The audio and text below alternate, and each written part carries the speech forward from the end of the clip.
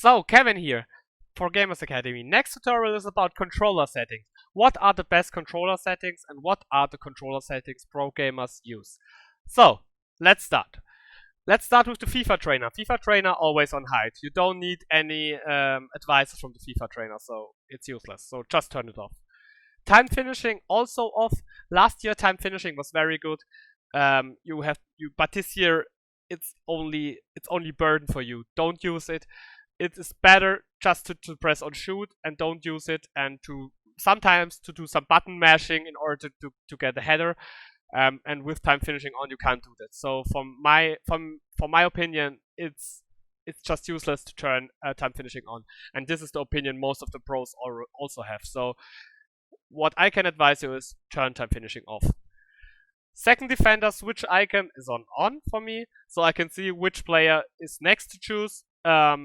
You can also turn this off, but this is my personal favor. Pass block assistance always on. We know the AI blocks. This is the most important point. Leave this on. I tried it with off. I conceded that many more goals like normal, so just leave it on. Auto switching is air balls and loose balls.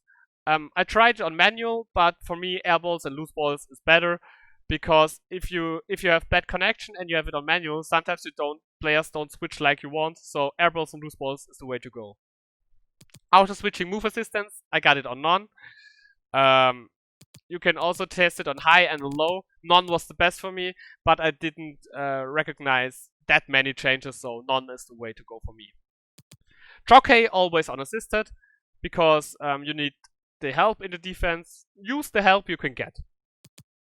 Right stick switching always on player relative, because you want the players you want to have, not ball relative. If you use ball relative, it's the players who are near the ball. That doesn't mean you get this player you want. So for me, it's player relative is the best thing. Pass assistance always unassisted. Through ball assistance always unassisted. Shot assistance always unassisted. Use that help you can get, so don't use it on semi. Cross assistance is the only point I would use on semi. I tried assisted, but the crosses weren't that good. Semi is the best thing you can make. So, like we said, lob assistance, save assistance, always unassisted. Analog sprint got on off, and defending I got on tactical defending. It's nevertheless mandatory in FUT Champions, so don't change it to classic defending. It doesn't.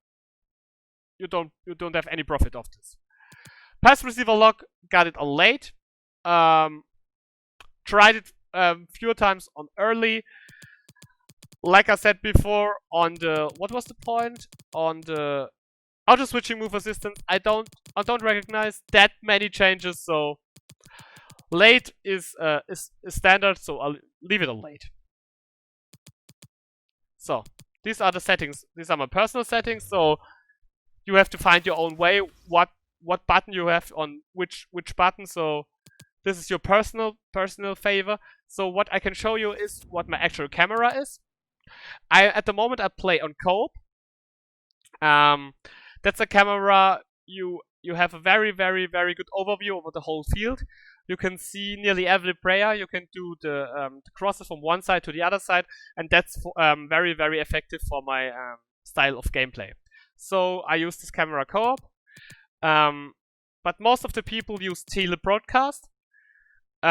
This is also very familiar for many people, but in this case I prefer co-op at the moment.